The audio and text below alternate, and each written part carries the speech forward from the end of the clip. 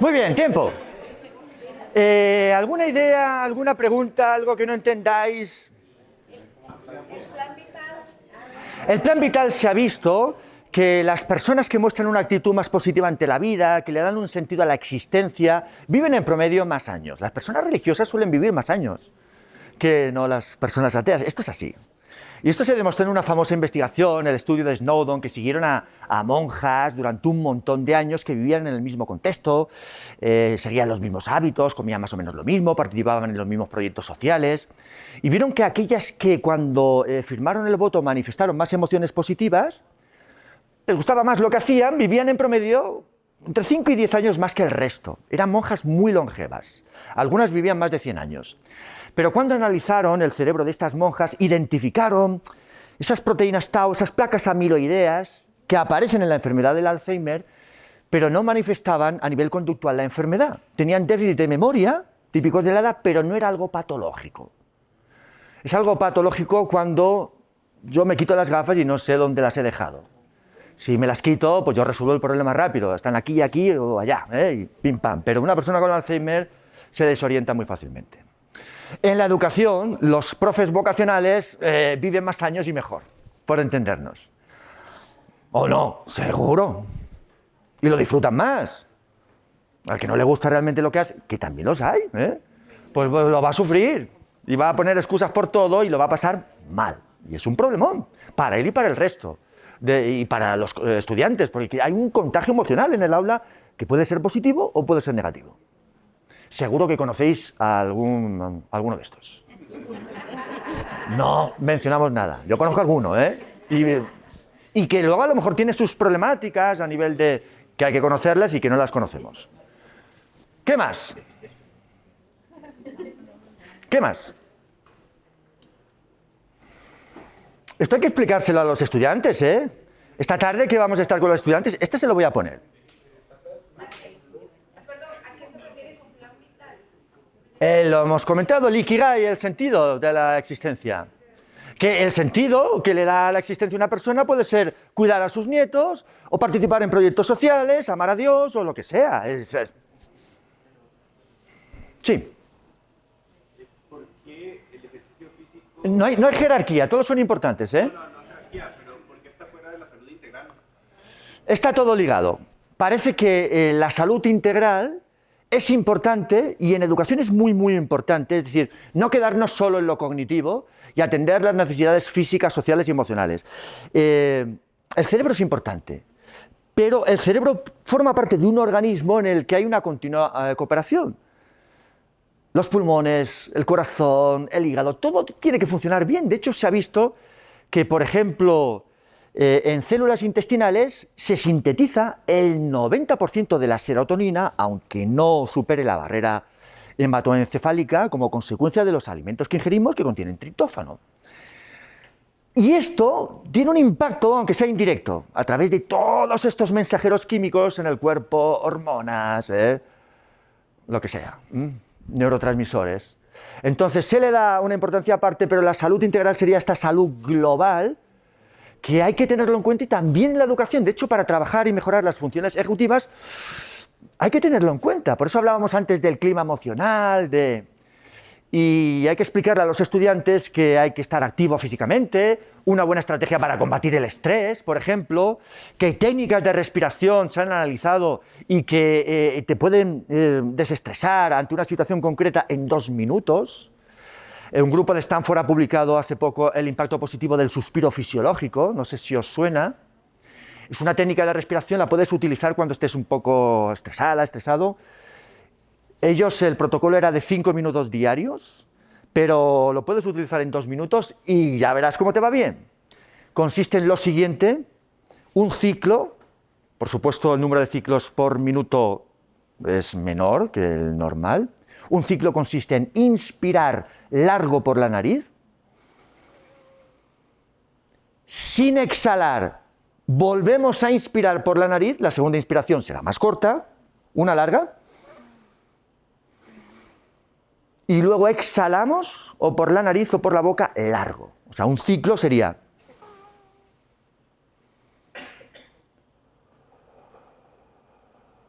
de forma consciente. A lo mejor son 4 o 5 ciclos por minuto.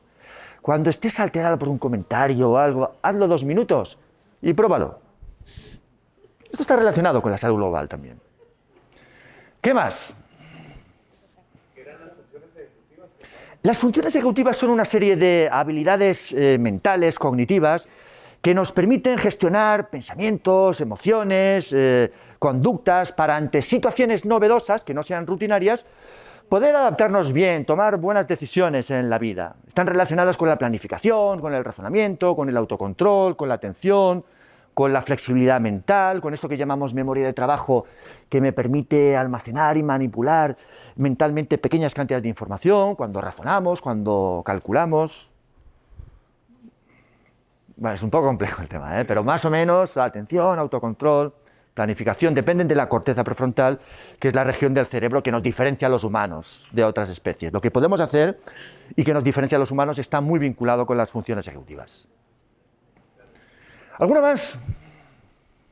Yo quería hacer un comentario. Sí. De hecho, aquí lo hablábamos.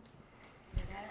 Acá en el tecnológico existe como una cultura, voy a decirlo así, ¿verdad? Por ejemplo, de hecho se usa mucho la palabra palmarla, ¿verdad? Sí. Palmarla, todo es muy mal, no sé si en español. Sí. Entonces, los estudiantes empiezan con todos sus buenos hábitos, me metí al gimnasio, o estoy saliendo a caminar, voy a la sala fuerza acá, voy a nadar, lo que sea.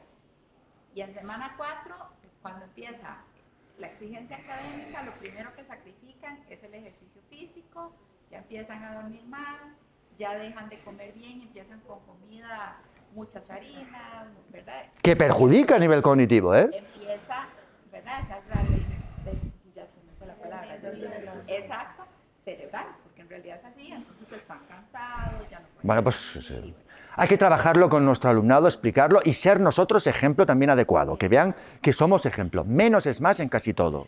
En un estudio con estudiantes de medicina se vio que aquellos que estudiaban más de 8 horas ya no obtenían mejores resultados académicos que los otros. Es decir, la eficiencia es muy, muy importante. Y oye, yo no veo que sea un drama, en lugar de acabar una carrera en 5 años, acabarla en 6. Entonces hay una exigencia, una presión que a veces, no sé, puede ser familiar o por las amistades o por la propia persona que acaba perjudicando y generando un estrés que acaba siendo muy perjudicial. Esto hay que trabajarlo desde el primer día. Y también menos es más en nuestro caso a nivel curricular, luego lo comentaremos. En este caso, la diversión y el ocio estaría asociado. Bueno, lo podríamos vincular a las cuestiones emocionales. Y las cuestiones emocionales estarían muy vinculadas a la salud integral por una parte, pero también a la socialización. Lo social y emocional está muy vinculado. De hecho, se ha visto que hay muchos problemas de salud mental en la adolescencia, pues cuando participan en proyectos sociales que ponen el foco en los demás, es decir, que son ayudas caritativas, ayudando a otras personas con necesidades específicas, esto les protege de esos síntomas depresivos que ya aparecen en la adolescencia y tienen beneficios sobre su salud mental. Es decir, dejar de mirarse el ombligo y poner el foco en... Ahora cuando usted hacía el recuento de que a veces ni siquiera tenemos chance para tomar el sol, eso nos sucede mucho a los funcionarios en el TEC. Me parece a mí que inclusive a veces uno quiere hacer ejercicio y aquí está el gimnasio y es tapado y yo era como, no, es que... Puedo salir a correr, había mucha gente corriendo, hacer bicicleta. Lo llamativo es que nos encontramos siempre en cajas y el aula es una caja. Se puede educar fuera del aula. Luego os enseñaré alguna foto porque la Facultad de Educación a la que está escrita la cátedra de neuroeducación está en un entorno natural, allá en la Universidad de Barcelona, y también salimos fuera, para trabajar dinámicas o... No solo utilizamos los pasillos y tal, son clases muy iluminadas, que aquí creo que las tenéis, pero el salir de vez en cuando también va bien. Muy importante. Un simple paseo por un entorno natural de 15 minutos nos va genial a todos, pero especialmente a estudiantes hiperactivos. Se ha visto. Entrenamiento cognitivo. Entrenamiento cognitivo. ¿O es algo grupal? Todos. Nos lo tenemos que aplicar todos. Ahora vamos a poner un ejemplo y vamos con la metodología que habíamos comentado. Ahora lo comento. ¿Alguna cuestión referente a los pilares que puede tener un impacto positivo en el aprendizaje.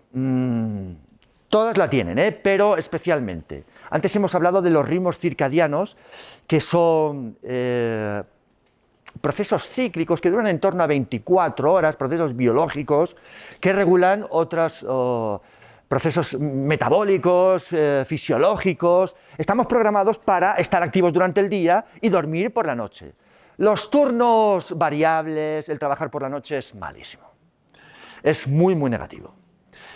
Y se ha visto que el no dormir las horas adecuadas en adultos están ocasionando problemas en el sistema inmunológico, en el sistema endocrino, etcétera, etcétera.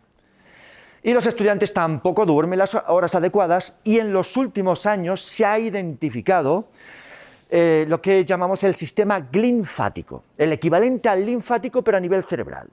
Durante la noche se dan procesos de regeneración a nivel neuronal, todo un proceso de eliminación de residuos metabólicos que permite consolidar los aprendizajes, las memorias. Y los estudiantes no duermen las horas adecuadas, ni en el día a día, ni para preparar un examen importante, porque el último día no duermen. Y esto es un problemón, ¿eh? Y ojo con los adolescentes que llegan dormidos. Y luego está el tema de las tecnologías, que luego si queréis lo abordamos, la luz azul, que perturba la liberación normal de melatonina. Estos son procesos biológicos. Son más efectivos de noche, entonces no duermen de noche y que en algún momento del día duermen, lo que tampoco... No, es que me quedé en blanco en el examen, profe. ¿Por qué? Porque a lo mejor por no dormir las horas adecuadas no consolidaste. Bien es cierto que a lo mejor has consolidado, pero en ese momento, por estrés, no eres capaz de recuperar la información. Pasa también. Preparan los exámenes en situaciones muy diferentes a las que se van a encontrar y la memoria es asociativa. Si yo preparo un examen con unas dosis mega altas de cafeína y llega el día del examen y no he bebido nada de cafeína, pues a lo mejor lo noto y mucho. Hablan de dormir las horas adecuadas, ¿verdad? ¿Hay consenso en cuánto es adecuado dormir? Hay mucha variabilidad al respecto, pero en general en los adultos las 7-8 horas y en el caso de los adolescentes hasta un poquito más. No, tanto no. El exceso acaba siendo negativo, ¿eh? Tanto el defecto como el exceso. ¿Las diferencias entre géneros? También pueden haberlos, pero más que entre géneros es a nivel individual. Porque sí que puede darse alguna mutación concreta, que será en pocas personas, que le permiten estar activo durmiendo 5 horas al día. Pero esta mutación se da en pocas personas. Algunos dicen, no, yo seguro que tengo esta mutación. No. Y hay una retroalimentación entre el estrés y dormir poco. Duermes poco porque estás estresado y el dormir poco te estresa más. Y esto acaba siendo un círculo vicioso súper perjudicial para la salud. ¡Wow! Los problemas de salud como consecuencia del estrés. Pero mire, ahora que Catherine comentaba lo de Palmal, yo tuve un compañero, algún docente, que le decía a los alumnos que era malo dormir. Que aquí en el TEC no se permitía. Bueno, pues este señor seguramente tenía algún problema, o algún trastorno y se perjudicaba a él mismo y a lo mejor al resto también. Y quería transmitirlo también. Bueno, esto es el típico chapá a la antigua, ¿no? En mi época no pasaba esto. El típico comentario, bueno. No come. La técnica Pomodoro. Lo aprovecho para comentarlo hablando ya del esfuerzo cognitivo. Los retos mentales son muy importantes para el cerebro, no hay vuelta de hoja. Para mantener una buena salud cerebral hay que huir de los automatismos. ¡Ay, es que mi abuelo no para de hacer crucigramas! Ya, pero está automatizado el proceso. No hay el para, piensa y actúa, la reflexión. Es mucho mejor para el cerebro hacer cosas que nos cuesten. Me cuesta bailar, voy a aprender un nuevo baile. Me cuesta aprender un nuevo idioma, aprendo un nuevo idioma. Me cuesta tocar la guitarra, pues intento aprender. Eso es lo mejor. Las prisas, la procrastinación, ¿cómo se combate en el caso de los...? Esto puede ser una estrategia interesante, la técnica Pomodoro, no sé si os suena. Con un reloj, un temporalizador, el estudiante que le cuesta realmente, está desviando la atención continuamente, 25 minutos a tope. Suena el temporalizador y 5 minutos de desconexión, no para mirar las pantallas, las tentaciones mejor alejadas, sino para moverme un poco, tal, y otra vez otros 25 minutos. Oye, si puedes aguantar más de 25, eso variabilidad a nivel individual. Pero es muy interesante, sobre todo en estudiantes a los que les cuesta porque están dispersándose continuamente. Va muy bien. Cuando hablamos de esfuerzo cognitivo, el entrenamiento mental, yo me refiero a esto. Fíjate, este estudiante ha hecho esto. Está en inglés, pero se entiende, ¿no? ¿Qué veis aquí en esta diapositiva?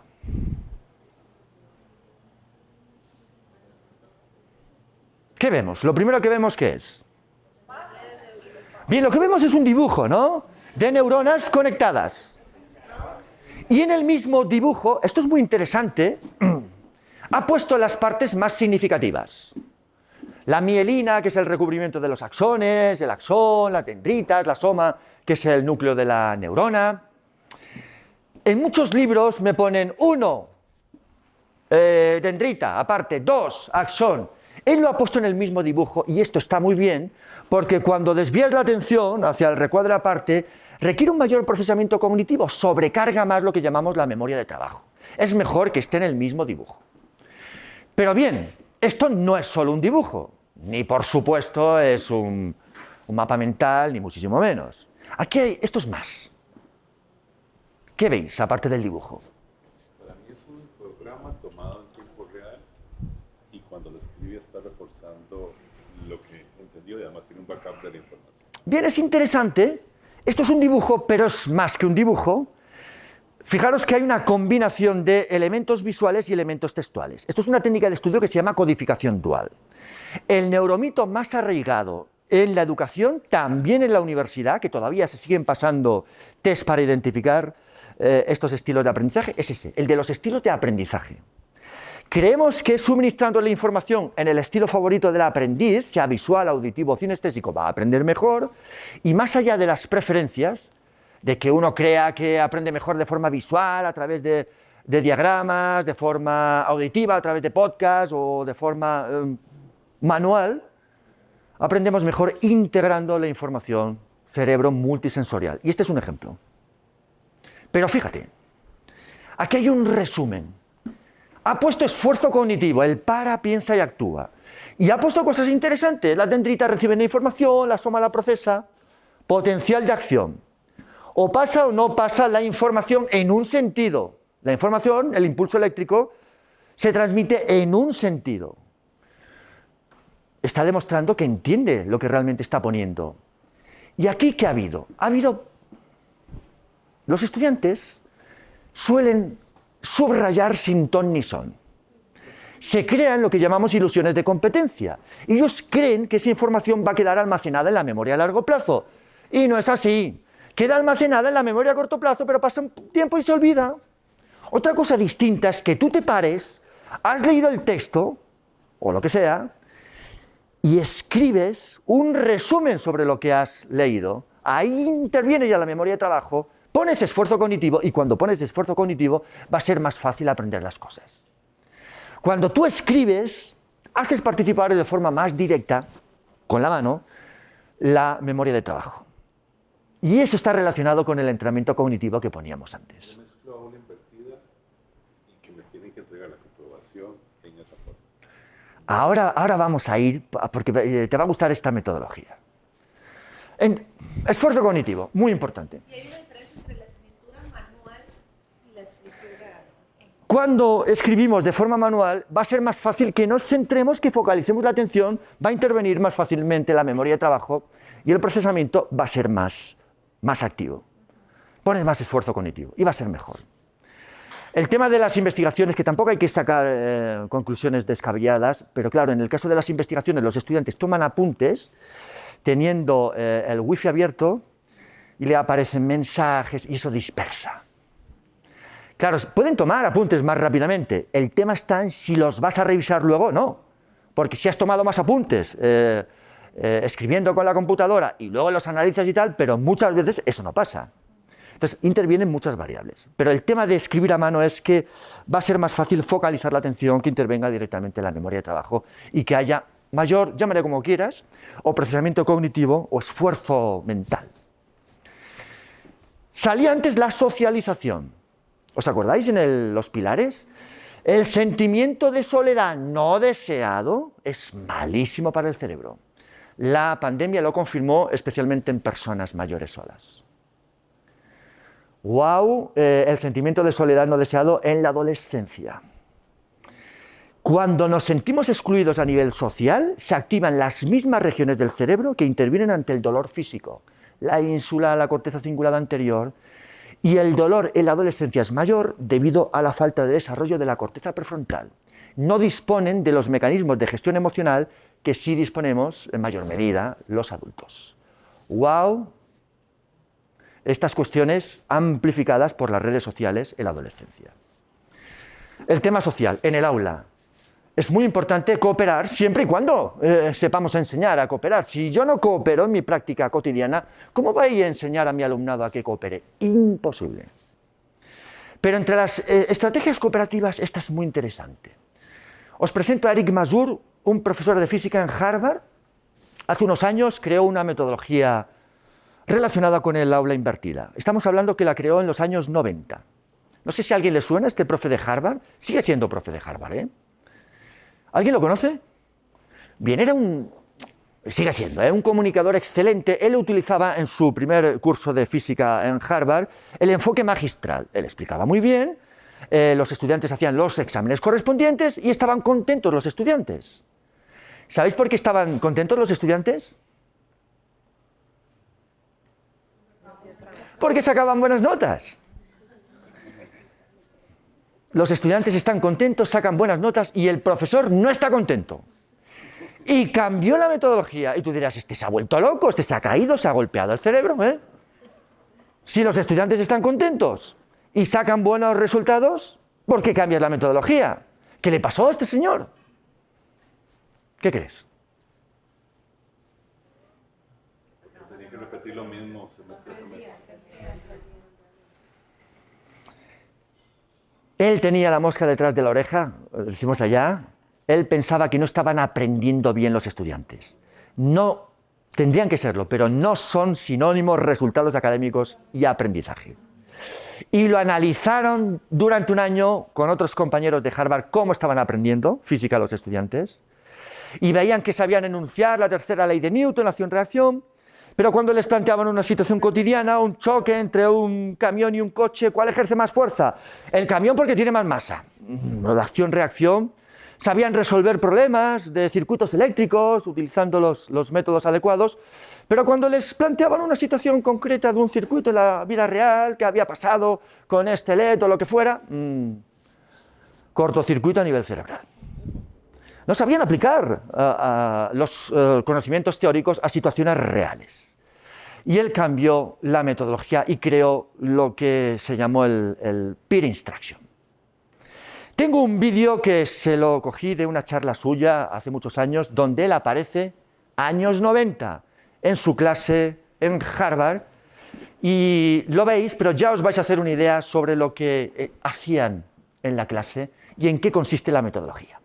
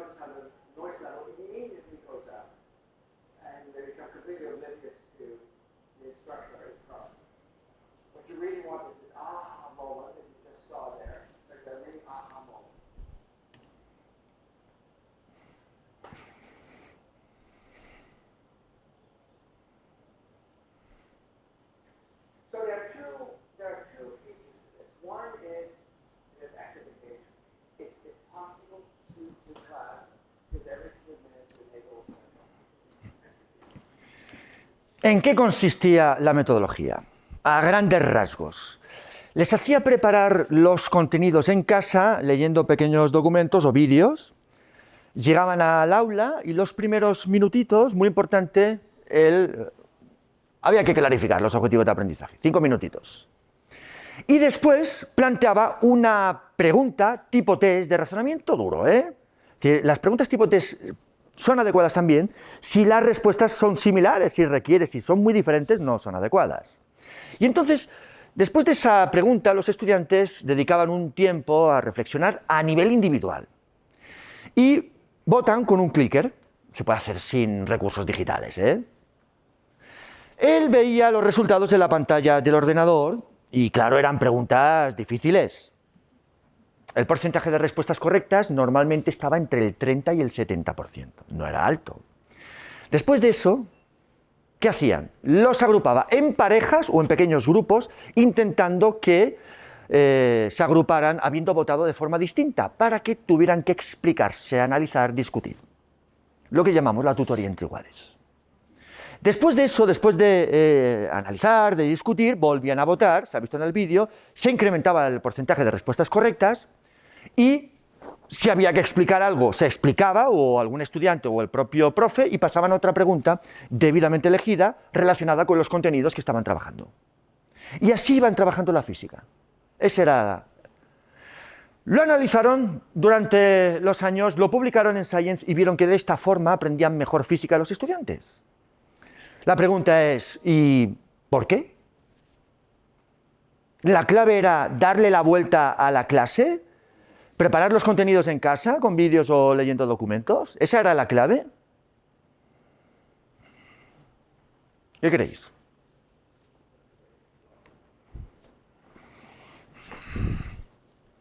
No, esa no era la clave.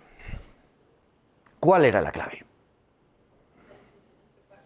La discusión entre pares. Lo hemos sabido siempre. A veces somos incapaces de explicarle algo a un estudiante, se lo explica a la compañera con sus propias palabras y lo entiende mejor. Y creemos que el que recibe la información se va a ver más beneficiado, pero no, es el otro. Recuperando información de su cerebro y adaptándose a nivel cognitivo al otro, identificando qué sabe, qué no sabe, en definitiva, es un ejercicio de metacognición. Pues parece que ese era el elemento clave. Y eso es también elemento social en el aula, que si se trabaja de forma continuada e intencionada, puede ser muy interesante. Y esto forma parte de las técnicas de estudio y aprendizaje más efectivas. Yo os voy a hacer un resumen rápido, tenéis ahí algún libro interesante de investigadores de las ciencias cognitivas, donde analizan, y son profesores universitarios, las técnicas de estudio y aprendizaje más efectivas, y analizan lo que hacen en el aula. Yo en un blog que tengo, Escuela con Cerebro, escribí un artículo, un resumen sobre estas 10 técnicas. Las más efectivas, las dos primeras combinadas son las más potentes, algunas ya han salido ahora.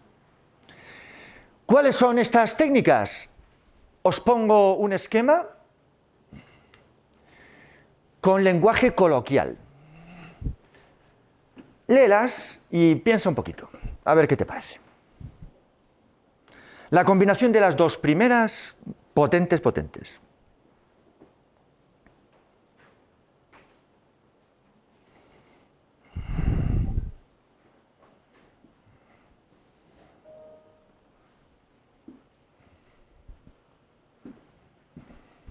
Alguna ya ha salido, como verás, ¿no?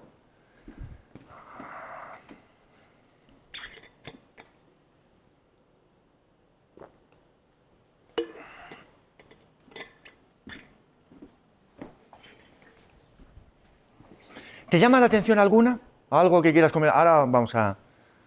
¿Algo en concreto te llama la atención? Alguna ya ha salido porque, fíjate, antes hablábamos de la codificación dual, cerebro multisensorial, que sería, combina las imágenes con las palabras. La tutoría entre iguales sería enseña a otros. Ya, algunas ya han salido, ¿eh? O también la autoexplicación, esa no ha salido, pero parece que es interesante, aunque no es de las más potentes. Pero a muchos estudiantes les va bien explicarse en voz alta lo que quieren comunicar en la exposición.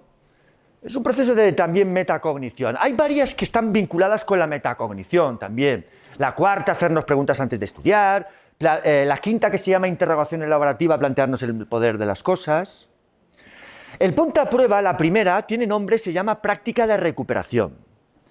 Espaciar el aprendizaje es lo que llamamos la práctica espaciada. La tercera es lo que llamamos práctica intercalada. ¿Cuál sería la diferencia con el de Asparones? Ahora comento qué es la práctica espaciada, pero es muy simple. La práctica espaciada de los estudiantes para preparar un examen que hacen. Tengo un examen el lunes, el viernes 5 horas estudiar del tirón. Pues es mejor espaciar el aprendizaje. 1 hora el lunes, 1 hora el martes, 1 hora el miércoles, etcétera, etcétera.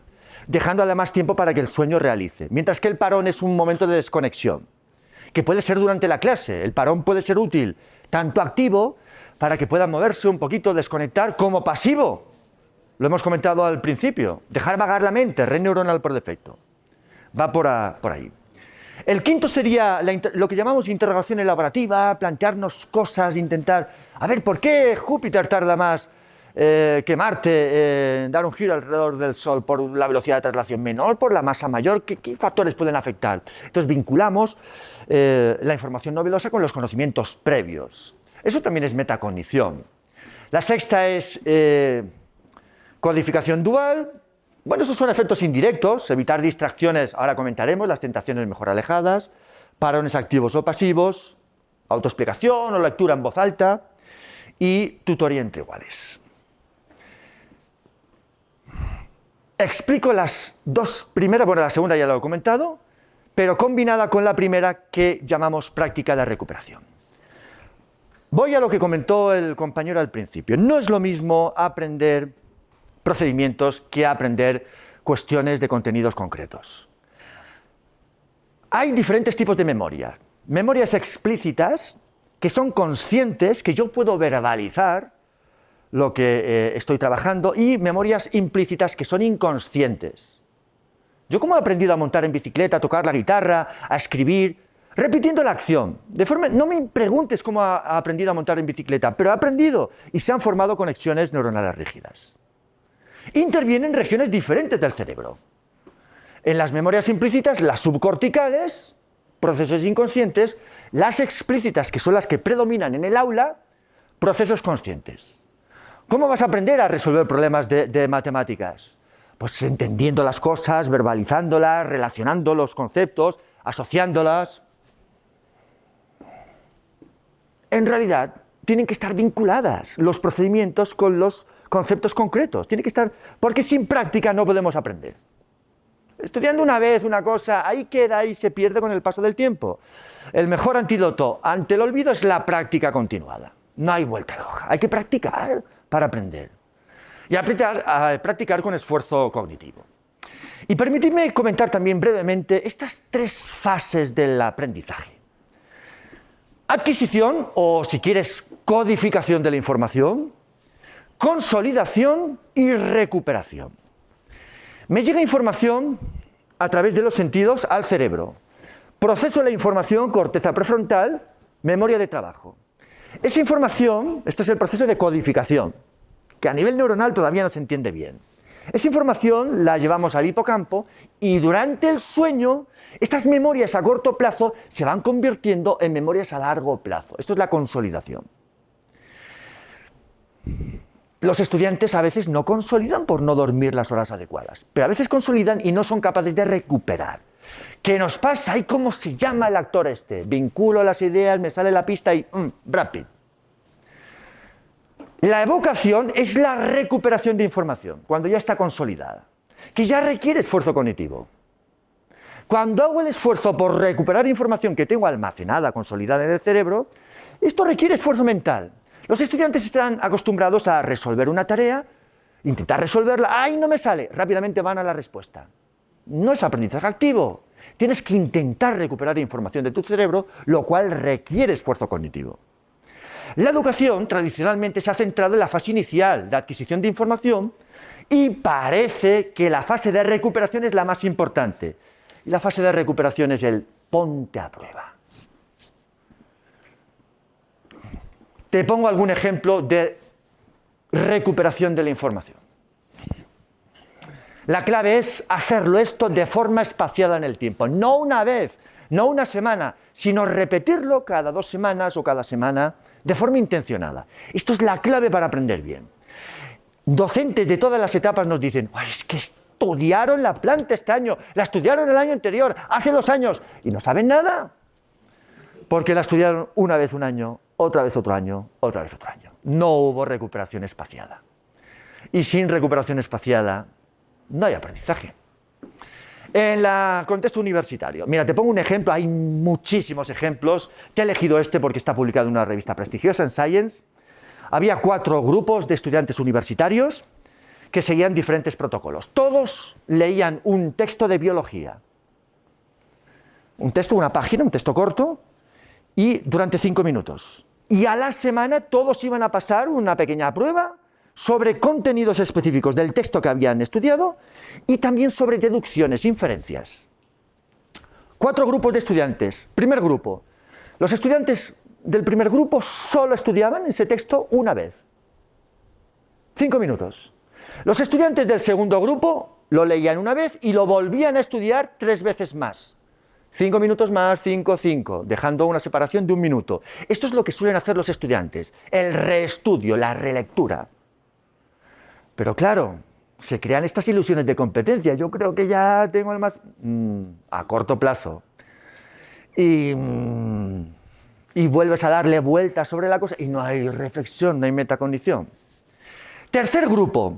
Los estudiantes leían 5 minutos el texto y se les enseñaba a realizar un mapa conceptual durante 25 minutos, identificando las ideas más relevantes. Y el cuarto grupo era el de la práctica de recuperación, estudiaban 5 minutos y pasaban 2 tests de 10 minutos, dedicaban el mismo tiempo los del grupo 3 que los del grupo 4, este test con el ordenador, les hacían preguntas sobre lo que habían leído y ellos recuperaban información, 10 minutos, 10 minutos. Al cabo de la semana todos pasaron esta prueba. Y ahí tenéis a la izquierda los resultados de los 4 grupos respecto a cuestiones concretas del texto, los resultados respecto a inferencias, los mejores resultados para la práctica de recuperación en todos los casos. Esto se ha visto en diferentes investigaciones, en diferentes etapas educativas. Esto es práctica de recuperación. Cuando hacemos el esfuerzo por recuperar información de forma activa, pero cuando se les preguntó en esta investigación a los estudiantes, ¿qué estrategia crees que incide más en el aprendizaje? ¿Qué respondían los estudiantes?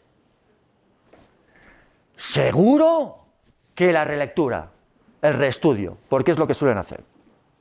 Pues no. La práctica de recuperación es un ejemplo de aprendizaje activo, esfuerzo cognitivo.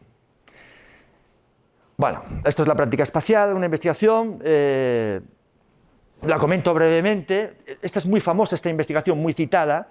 Participaron más de 1000 estudiantes y lo que hacían básicamente dedicaban 2 sesiones de estudio y al cabo de unos días iban a pasar una prueba sobre lo que habían leído en ese texto en concreto. Entonces, el examen, esa prueba podía ser a los 7 días, a los 35, a los 70, etcétera. Los que agrupaban las 2 sesiones de estudio, que es lo que suelen hacer los estudiantes, obtenían peores resultados cuando el examen era a los 7 días, cuando era a los 35, cuando era a los 70. Esto es la separación en días entre las sesiones de estudio, el eje de abscisas, el horizontal. Y el eje vertical es el de nivel de desempeño. Cuando el examen era a los 7 días, los mejores resultados eran cuando se separaban las sesiones de estudio un par de días. Cuando era a los 35, los mejores resultados cuando se paraban 14, 15 días, etc. Claro, la pregunta del millón, ¿y cuánto hay que separar las sesiones de estudio? No hay respuesta. Lo que sí que hay que hacer es dejar un tiempo para que se haya olvidado parte de la información, pero no toda. Porque si se ha olvidado toda, parten de cero, que es lo que pasa con los estudiantes de la planta, que decía el profe. Entonces, dejas un tiempo para que se haya olvidado un poquito, para que tengas que poner esfuerzo cognitivo al recuperar, y cuando vuelves a recuperar se refuerzan esas conexiones neuronales inicialmente formadas. Contra más espaciamiento, contra más haya repetido el espaciamiento, Ah, no, sí tengo. Cuando más se haga esta recuperación espaciada, mejor. Y se puede hacer en el aula. La pregunta es, ¿y esta recuperación espaciada cómo la hago en mi clase? Estos son 5 ejemplos que aparecen en las investigaciones. Son simplones, no requieren nada. Tú puedes ser mucho más creativo. Mini cuestionarios, al final de la clase. Creas un cuestionario online o como quieras, con preguntas en las que ellos tienen que recuperar información relevante que se ha trabajado durante la clase. Este esfuerzo cognitivo por recuperar, útil. Descargas de conocimiento. En cualquier momento de la clase les dices, para, escríbeme las 3 ideas más relevantes de la última unidad didáctica. 2 cosas. En cualquier momento de la clase, escríbeme los 2 aspectos más importantes que hemos trabajado este día, o 2 preguntas relevantes que te sugieren, o 2 dudas. Luego se comparte entre los compañeros, se hace una puesta en común, etc. O, por ejemplo, la toma de apuntes recuperando información, les dices, no tomes apuntes ahora. Estos 5 minutos, escúchame, te voy a explicar algo importante. Y después de la explicación, haz un resumen, recupera información sobre lo más relevante y hacemos una puesta en común. Esto es útil si se hace de forma espaciada e intencionada. ¿Cada cuánto? 1 hora por semana, 1 hora cada 2 semanas, pero hay que hacerlo. Asumiendo que la práctica de recuperación tiene particularidades. Yo os comparto lo que han analizado estos estudios. No existen dogmas, pero son sugerencias interesantes. La recuperación mejora a nivel individual. Se puede hacer luego, después de recuperar a nivel individual, la puesta en común. Pero primero a nivel individual. El para, piensa y actúa primero a nivel individual. La recuperación con errores también tiene un impacto positivo en el aprendizaje. No pasa nada porque al recuperar información tú identifiques errores. Ahí estás para dar el feedback correspondiente. Sí. Nuestros estudiantes con frecuencia tienen muy baja tolerancia a la frustración y ese proceso de fallar, ver dónde fallé para en el siguiente paso intentar no hacerlo, es un reto impresionante para nosotros. Es un reto, por eso hay que explicarles muy bien en qué consiste la práctica de recuperación y que entiendan que no es una práctica de calificación, sino de aprendizaje. Esto es responsabilidad mía como docente, explicarlo bien e ir generando porque los exámenes estresan mucho.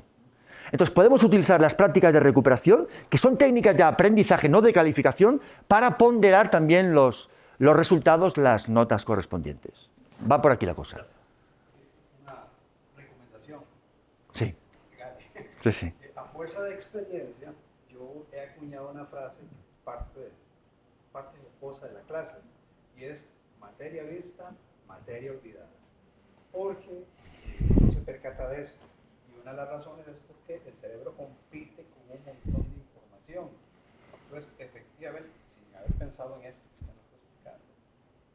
yo retomo, sabiendo que va a pasar eso, materia vista, materia olvidada, y les hago pregunta de un tema conceptual fundamental y se comprueba, pero lo retomamos. La pregunta es, digamos, para poner el término más didáctico, ¿me debo centrar en ese concepto fundamental o más allá de él, para que sea más presente? Muchas de estas investigaciones lo que hacen es confirmar lo que el buen docente ya de forma intuitiva hace. El currículum en espiral. Hay que volver a tocar estas cuestiones. No te puedo dar la respuesta. No hay una respuesta universal, general. Pero que hay que hacer lo que tú haces, hay que hacerlo. ¿En qué grado? Es como la separación de la práctica espaciada. No sé responderte, pero que hay que hacerlo. Yo creo que lo más adecuado es que ellos sepan que cada X tiempo hay una práctica de recuperación intencionada. Cada 2 semanas, 1 hora. Y lo podemos plantear de forma lúdica incluso. Que no sientan estrés. Eso sería lo más adecuado. Que sepan que cada X tiempo toca eso. Yo es lo que haría. Pero bueno, esto es personal. Fíjate, ¿qué se ha visto en diferentes estudios? La práctica de recuperación puede utilizar preguntas tipo test, como utilizaba Eric Mazur, de respuesta breve, diferentes tipos de preguntas, o de razonamiento más complejo. Generar los estudiantes las propias preguntas también es útil. Es decir, lo pueden hacer ellos, pueden utilizar la práctica de recuperación. ¿En qué momento estas preguntas que ejercitan la metacognición son útiles? En cualquier momento de la unidad didáctica.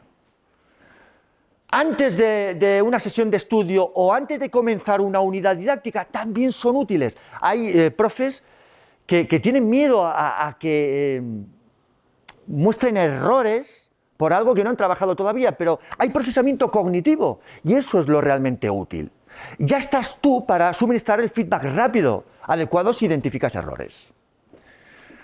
Los cuestionarios de libro abierto, no sé si habéis hecho alguna vez en vuestra vida algún examen con libros disponibles. Yo hice el de relatividad general y el de cuántica. Bueno, te podías poner a temblar cuando te decían, trae los libros que quieras, ¿eh? Pues bien, el tema en situaciones normales, estas no eran normales, porque eran exámenes que duraban un montón de horas, también son útiles, pero el estudiante de forma inconsciente, como sabe que en el examen va a poder tener los libros, no estudia tanto. Esto es lo que se ha visto, La práctica de recuperación es mucho más que simples preguntas. Hay una intención. Tiene que haber intención y sistematización. Requiere un periodo de olvido. Eso requiere poner esfuerzo cognitivo, es decir, tiene que ser espaciada. Es una estrategia de aprendizaje, no de evaluación, ¿no? Que tú quieres utilizarlo de forma lúdica para ponderar y ayudarle para obtener los resultados. Al ver que van aprendiendo, ¡fantástico! Le ayudarás a tu alumnado. Pero no son herramientas de calificación. Tiene éxitos en entornos de apoyo y sin riesgos. Cuando ya se va generando el hábito, ya están tranquilos los estudiantes, no están estresados. Hay que trabajarlo. La tolerancia a la frustración hay que trabajarla también. Y adopta muchas formas. Hay 1000 formas de recuperar información. Las que quieras. Yo qué sé, en cualquier disciplina. Un profesor de arte les pone pues cuadros, sácame información, recupera información sobre las características esenciales de esta variedad artística. O sea, se puede hacer en cualquier disciplina y en cualquier etapa educativa. ¿Por qué es tan útil la recuperación de información? Que fíjate, en la tutoría entre iguales, el estudiante que explica también está recuperando información y adaptándose al otro compañero. El peer instruction era útil porque se hacía de forma continuada. No dejaba de ser una recuperación espaciada. Cuando yo recupero información es un ejercicio de metacognición, porque estoy identificando qué sé, qué no sé sobre tal o cual cosa. Y esto es muy potente. La metacognición es súper importante.